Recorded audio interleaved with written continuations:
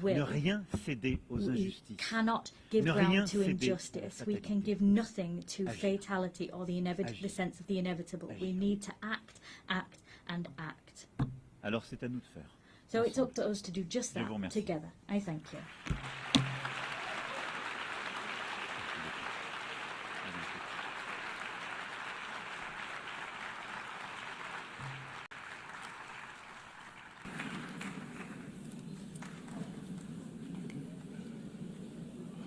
On behalf of the Assembly, I wish to thank the President of the French Republic.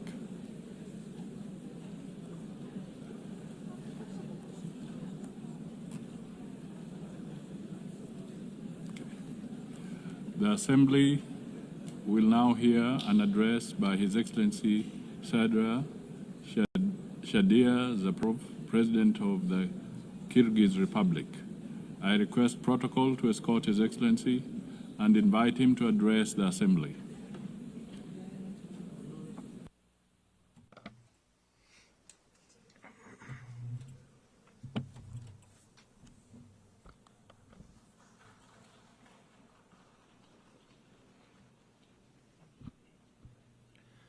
Madam President, Mr. Secretary General, distinguished heads of delegations, ladies and gentlemen, allow me to sincerely congratulate Ms. Annalena Baerbock on her election as the President of the 80th session of the United Nations General Assembly and to wish her every success in her work.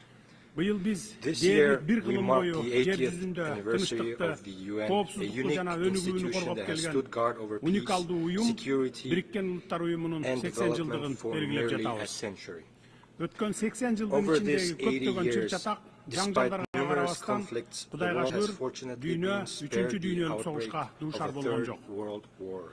The United Nations has undoubtedly played a key role in this achievement.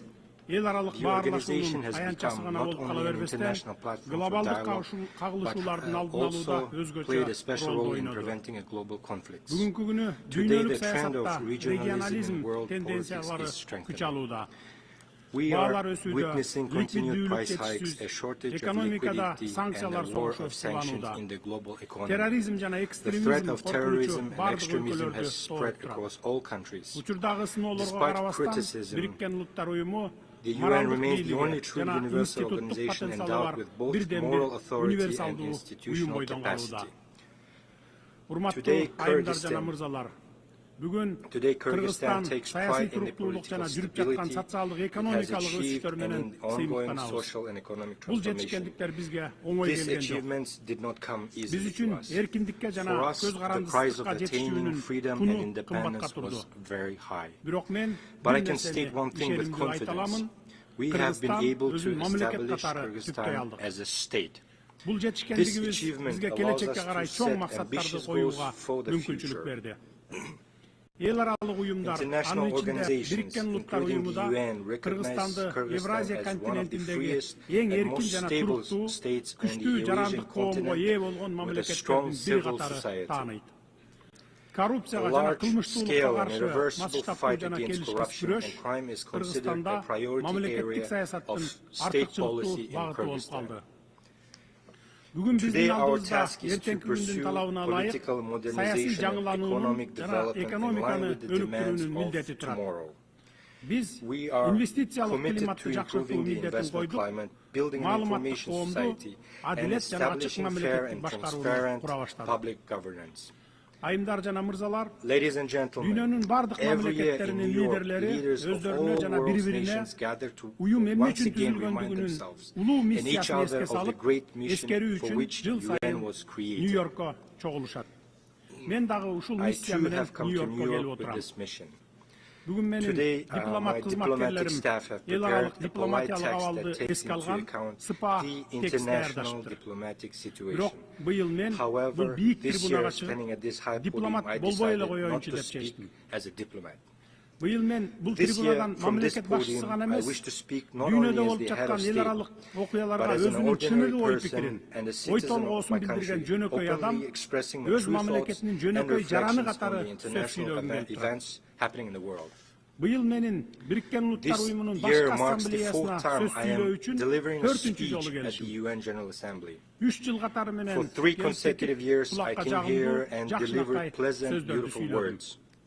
But today, I have decided to speak openly and directly about the problems that trouble the hearts of millions of people. In different parts of the world, in Europe, the Middle East, Africa, and Asia, new armed conflicts and wars are erupting. Millions of people losing their homes, are forced to abandon their native lands, and millions become victims. Who suffers the most? First and foremost, ordinary people. We cannot turn a blind eye to the suffering of many peoples. Palestina'nın, Ukrayna'nın, Sudan'ın, Suriye'nin, jana başkalarının azap çekip жатқанына көз жұмып олтырбашыбыз керек. Ал жерлерде соғыштық аракеттер уланып, қарапайым адамдар қырылып, адам құқықтары бұзылуда.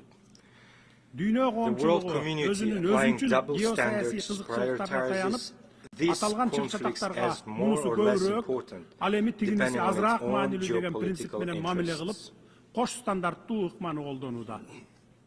Украинада дээрлик 4 жылдан бери жаңжал уланып, адамдар өлүп, жарандары өлкөдөн качып чыгууда. Биз АКШ президенти Дональд Трамп менен Россия президенти Владимир Путиндин Украинадагы жаңжалды жөнгө салууга багытталган аракеттерин жана чечимдерин колдойбуз. Биз буга кызыктарбыз. Анткени Россия Украина жаңжалынан улам биз дагы жапа чегип жатабыз. Бир тараптуу санкциялар бизге, жаңыдан бутуна туруп келе жаткан өлкөгө да кесепетин тийгизүүдө. Кыргызстан экономикасын өз алдынча чыңдоого күчүрөп аракеттенип келебиз. Андыктан негизсиз санкцияларды өлкөнүн ички иштерине кийлигишүү катары жана жаңыдан бутуна туруп келе жаткан экономикабызды төбөсүнөн ылдый басуу деп баалайбыз.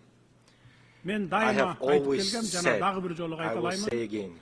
Кыргызстан өзүнүн эл аралык милдеттенмелерин ар дайым так аткарып келген жана аткара беребиз.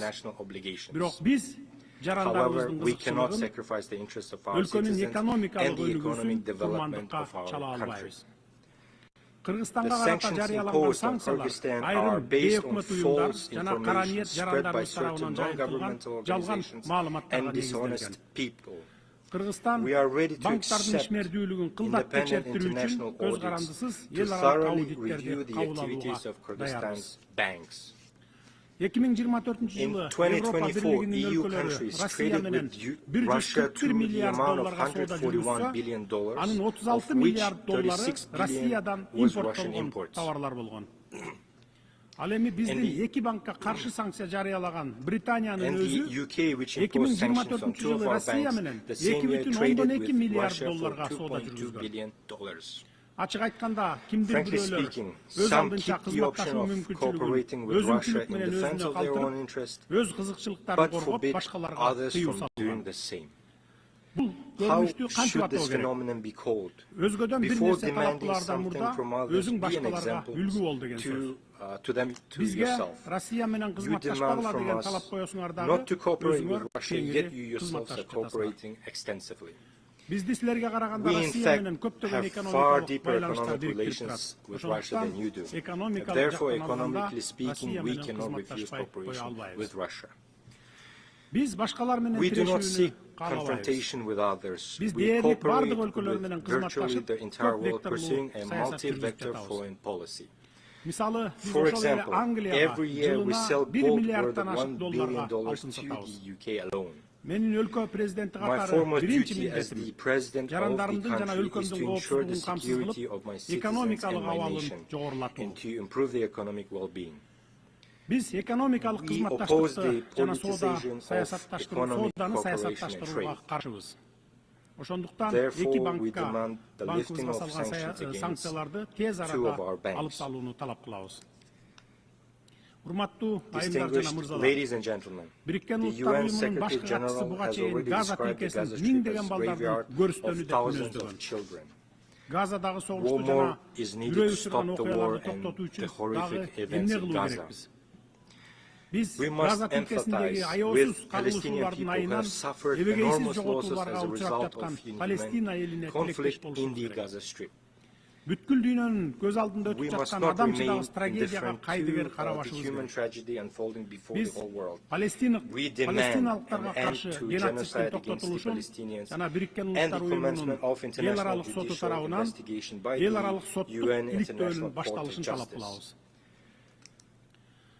Менин өлкөм ар дайым зордук зомбулуктун жана терроризмдин бардык көрүнүштөрүн кескин айыптайт. Анын ичинде 2023 жылдын 7-октябрындагы Израилге террорчулардын кол салууларын дагы айыптайбыз. Андай террорчуларды катуу жазалоо керек. Бирок терроризмге каршы күрөшүүнүн, террорчуларды жок кылуунун өз ыкмалары, жол жобосу бар. Ошол ыкмалар менен күрөшүш керек эле. Андай террорчулардын кесепетинен миллиондогон жөнөкөй жарандар, жаш балдар кырылбаш керек. Millions of ordinary civilians should not perish. Why do we allow the mass deaths of ordinary people and innocent children by the hundreds of thousands? The only way to establish a lasting peace is to implement the principle of two states for two people. Palestine must gain independence based on 1967 borders. Биз ошондой эле Катар менен Ирандын аймагына жасалган акыркы ракеталык чабуулду айыптайбыз. Анткени бул чабуулдар көз карандысыз өлкөнүн эгемендүүлүгүнө кол салуу болуп саналат.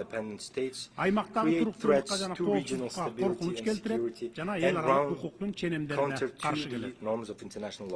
Газа, Иран, Ливан жана башка аймактардагы терроризмге, коркунучтарга каршы күрөшүү алардын масштабына жана мүнөзүнө ылайык келүүгө тийиш.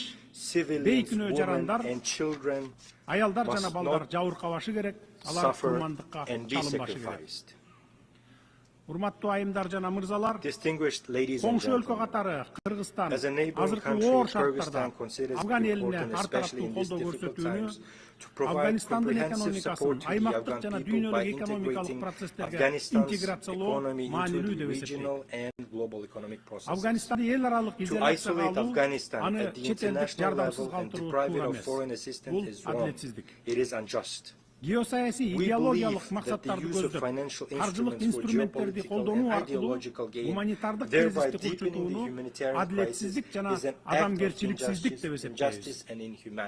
Ошондуктан биз батыш өлкөлөрү тарабынан тондурулган Афганистандын активтерин 9 миллиард акш долларынан ашык акча каражатын мүмкүн болушунча тез арада мыйзамдуу ээсине Афган элине кайтарылышы керек деп эсептейбиз.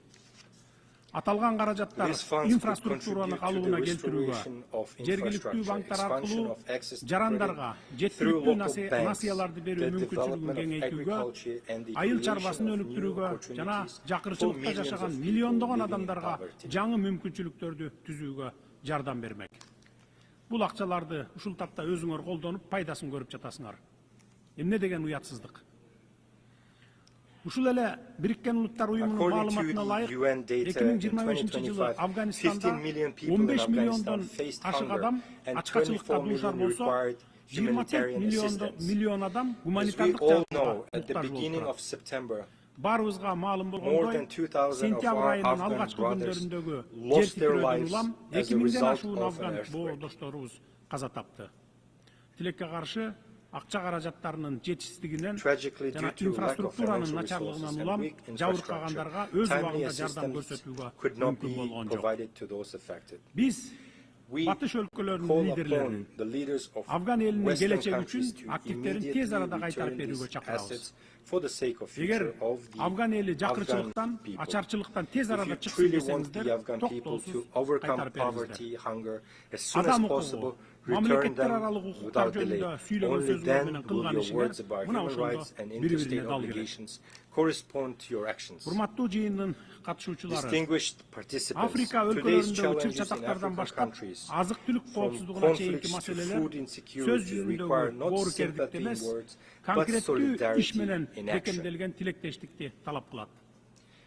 Африка 1,5 миллиарддан ашык калкы бар, 54 мамлекет жайгашкан Евразиядан кийинки эле экинчи чоң континент.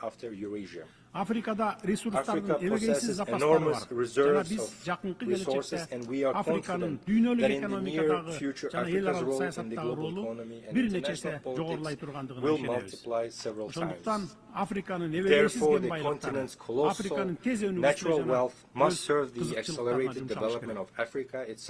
Бириккен Улуттар Уюмунун тынчтыкты сактоо ишин күчөтүүбүз зарыл. Менин өлкөм 1990-жылдардын башында эгемендүүлүккө ээ болгондон тартып Бириккен Улуттар Уюмунун тынчтык күчтөрүн конфликт болгон өлкөлөргө жөнөтө баштаган. Бул биздин бүткүл дүйнөдөгү тынчтыкты жана коопсуздукту чыңдоого чын ыкластан салым кошууну каалай тургандыгыбызды дагы бир жолу далилдейт. Мамлекеттердин салымы алардын өлчөмү менен эмес, алардын тынчтыкка жана тилектештикке чын ыкластуу каалоосу менен аныкталууга тийиш. Биз эл аралык келишимдерди, анын ичинде ядролук куралдарды таркатпоо жөнүндөгү келишимдерди аткарууну жактайбыз. Жаш муундарды өзөктүк куралсыз дүйнөнү кабылдоого тарбиялашыбыз керек. Жаш муундардын арасында массалык кыргын салуучу куралдардын колдонуунун кыйратуучу кесепеттери жөнүндө түшүндүрүү иштерин жүргүзүүбүз зарыл. The International Day for Disarmament and Non-Proliferation Awareness, initiated by Kyrgyzstan and supported by the UN member states, is an excellent platform for implementing this concept. Kyrgyzstan is one of the initiators and the depository of the Treaty on Nuclear Weapon-Free Zones in Central Asia. We have acceded to all fundamental international instruments on disarmament and non-proliferation, including the Treaty on Non-Proliferation of Nuclear Weapons and the Comprehensive Nuclear Test Ban Treaty.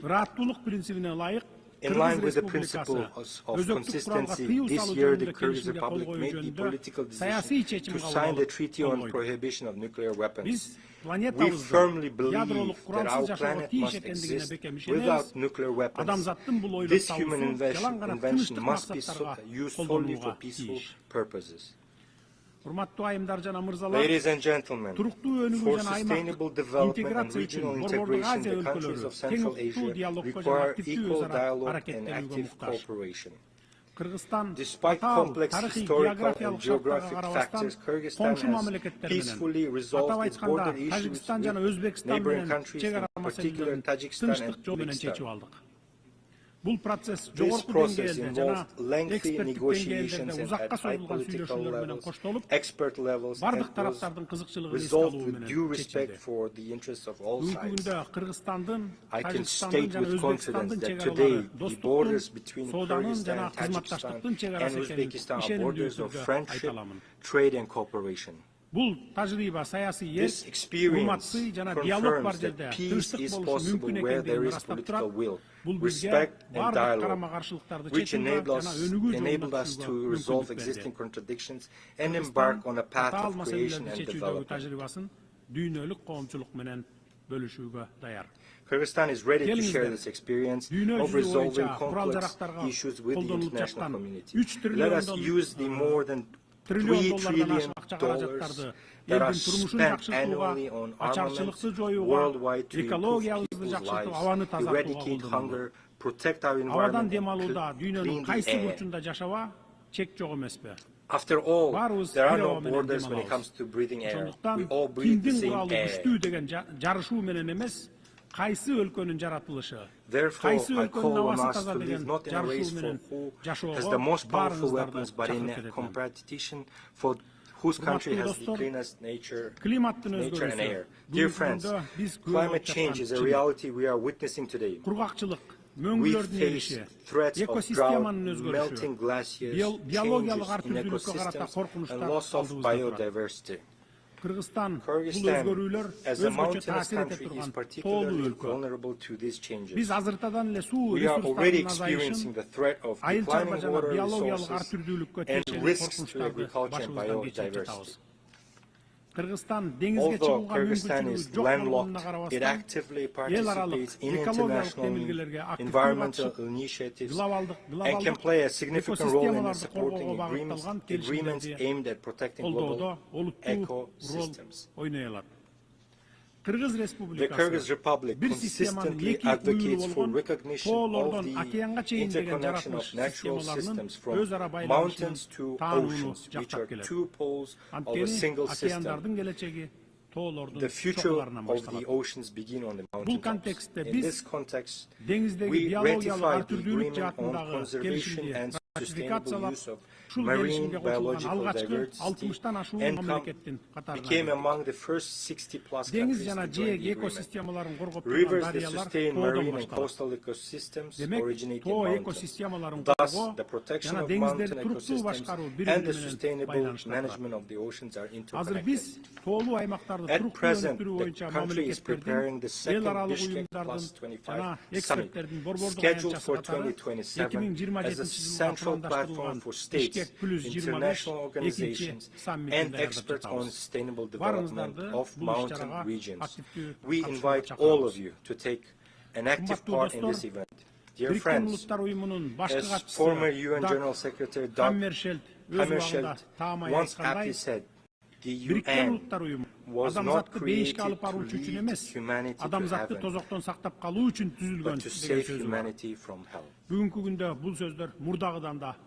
Today these words are more relevant than ever. The organization was born from the horrors of war, but lives and on thanks to faith in cooperation, dialogue and respect. Now more than ever, it is important to preserve and strengthen the system of multilateralism as a shield against anarchy and unilateral positions. There is an urgent need to develop fundamentally new international mechanisms that adequately respond to contemporary challenges and threats. Our organization needs to change. This is no longer a choice, but a requirement of time and today's realities. In this context, we support the effort of the Secretary General to reform the UN under the initiative UN-80. It is also time to improve the reform work of the UN Security Council. At present, 50 members of the Security Council effectively decide the fate of all world's states. Questions of war and peace, security and stability depend on whether they can reach a consolidated position. Moreover, the 5 permanent members of the Security Council can always block any decision. Kyrgyzstan advocates for a necessary measure to improve the UN Security Council in a way that takes into account the interests of majority of states. In this regard, it is important to achieve a compromise on all aspects of Security Council reform as soon as possible.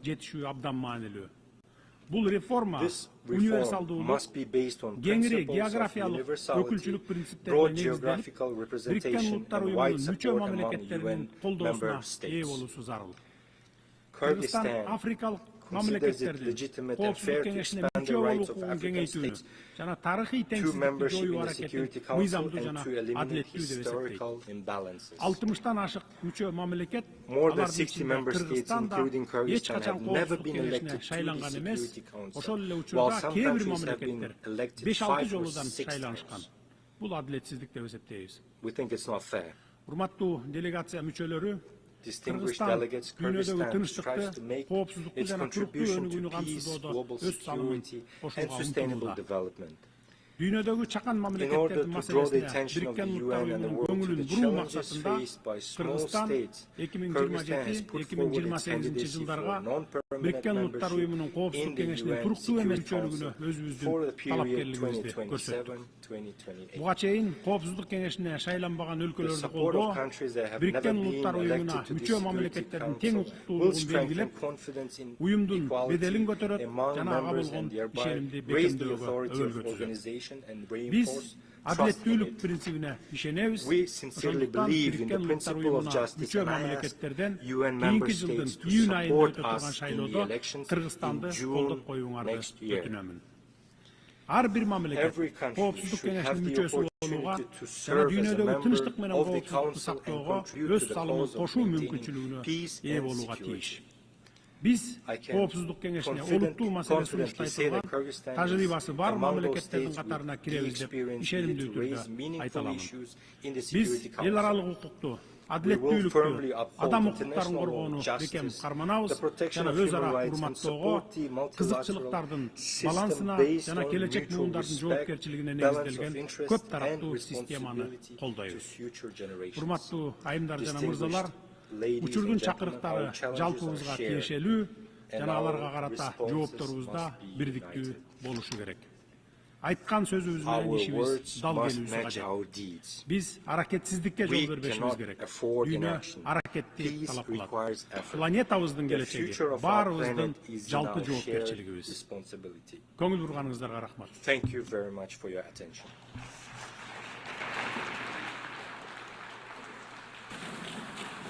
On behalf of the Assembly, I wish to thank the President of the Kyrgyz Republic.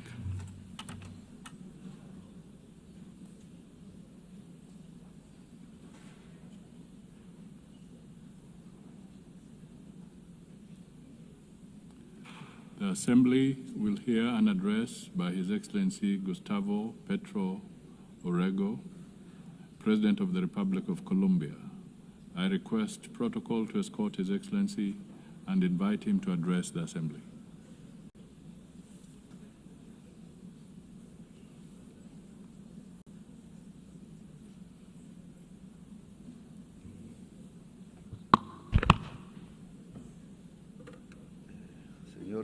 Señor presidente de la Asamblea, President of the General este Assembly. es mi último discurso como This is my presidente last aquí, statement ya as es el president cuarto. here. It's the fourth time.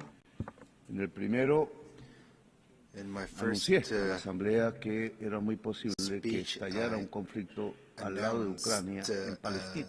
That it was very Pedí likely que that se there would hiciera be una conflicts in conferencia de Ukraine paz. and Los que Gaza no and tenemos bombas ni Palestine, grandes and presupuestos no somos escuchados aquí, pero suggested that there be a peace conference, but those who don't have 4 años bombs or después, large ya hoy, budgets are not heated here. Well, 4 years later, dantesco de la situación de Palestina the no me llevó a horrific pensar situation in que lo mismo o casi lo mismo podría ocurrir en el Caribe colombiano. did not lead me to think that Cuando almost the same tiran thing could misiles happen in the a personas Colombian, jóvenes desarmadas Caribbean en el mar. area where unarmed young Entonces, people are ahora being shot at estamos with ante una missiles in the situación open seas.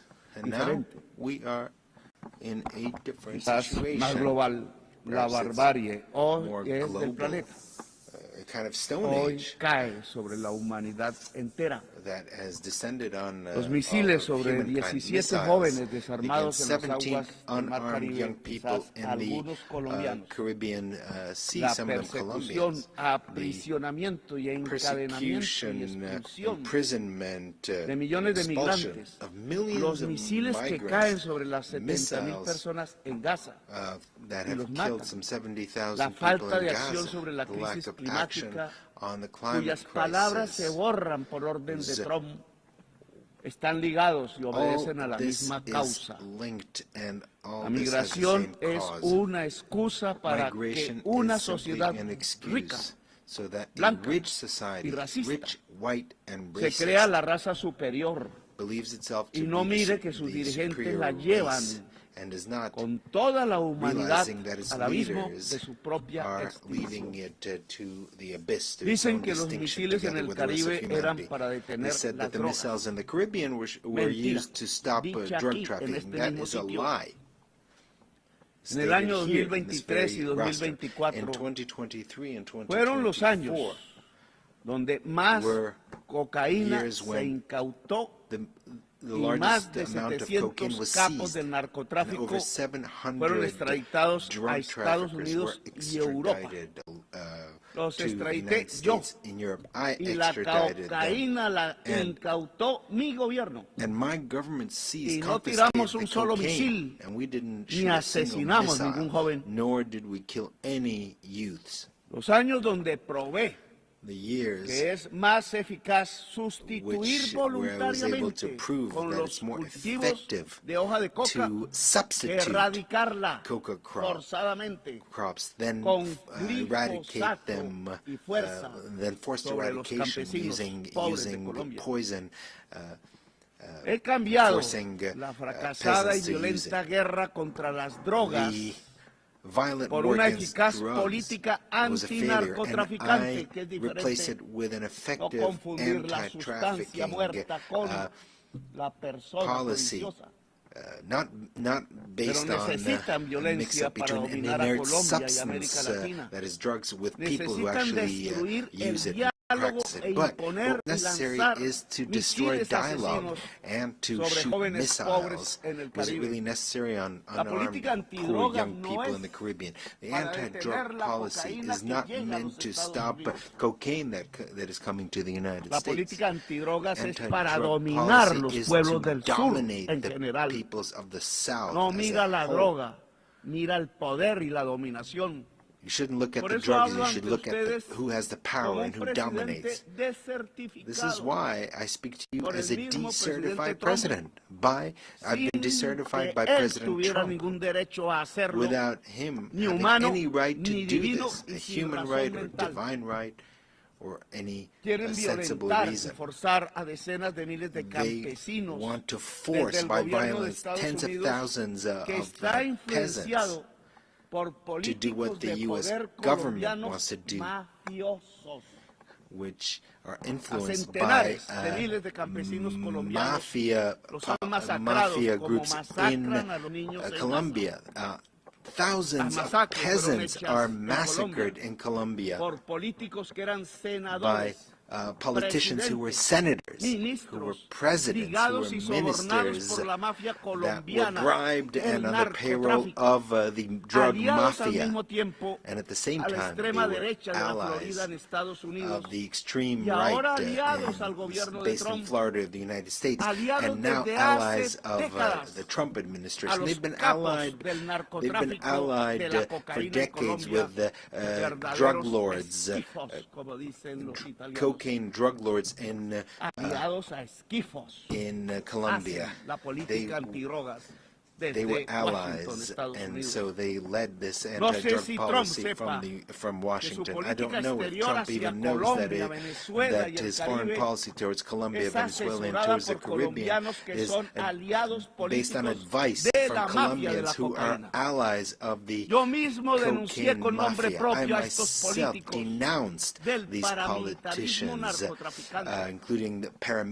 nombre paramilitaries, drug propio por traffickers, una década en el naming Congreso them de la by their República names siendo senador in the Congress of y me quisieron Colombia when I was matar senator, muchas veces and por ello many times they y wanted to kill me quisieran que no because of fuera that. presidente And they did y me not want me to callara y me become silenciara president. They y wanted ahora me to quieren shut que no up. continúe And un now nuevo gobierno they progresista y don't por eso want me another progressive desertifican government casi que to be personalmente reelected. That is y why I've been calumnian a personally Colombia. decertified, and they have En Colombia spread se ha incautado calumny la against más alta Colombia. cantidad de cocaína Colombia de has toda la historia confiscated del the mundo y highest lo hizo amount of este gobierno cocaine in the y history me of the country desertifican. under my government, and I've been En decertified. Colombia hemos logrado In Colombia, detener el we have crecimiento managed de la to stop la tasa de crecimiento de los the cultivos de hoja increase de in the coca rate que of venía de expansion of coca crops 43% anual that en el was gobierno de Duque y lo he 43% bajado en under este the año a government of Duque, 3%. and Y no has dropped to desertificaron a Duque, que 3%. tenía un And Duque was financiador not decertified. narcotraficante He en was su campaña who had y sí a Petro someone who porque financed dice his cosas campaign who inverdades. was a drug trafficker, Luego and la instead they política decertified me. antidrogas no es So para la salud anti-drug policy pública is de la not sociedad, aimed sino at the public health of a para la society, but política rather del poder. to prop No up quieren que se a haga luz policy en América domination. Latina They y llegue de don't nuevo want la hora de to los pueblos. they don't want to Los give the jóvenes power to the asesinados people. con misiles The en young el people that were Caribe killed using no missiles eran in the del tren de Caribbean Aragua, que nadie quizás conozca aquí su nombre, were not ni de Hamas, from eran Hamas. caribeños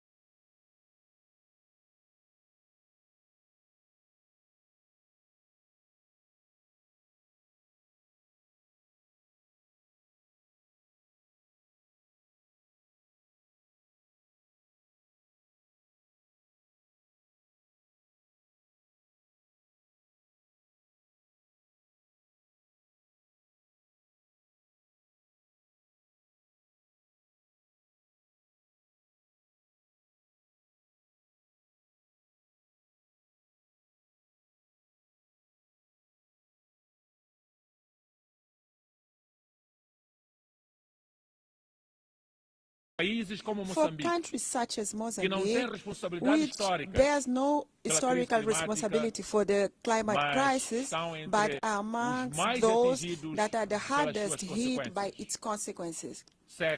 Droughts, cyclones, floods, inundations. This decision is very important. It's a legal principle for us. It's a call to climate justice. It's a call to global solidarity and immediate actions from the side of all of us. The environmental crisis is compounded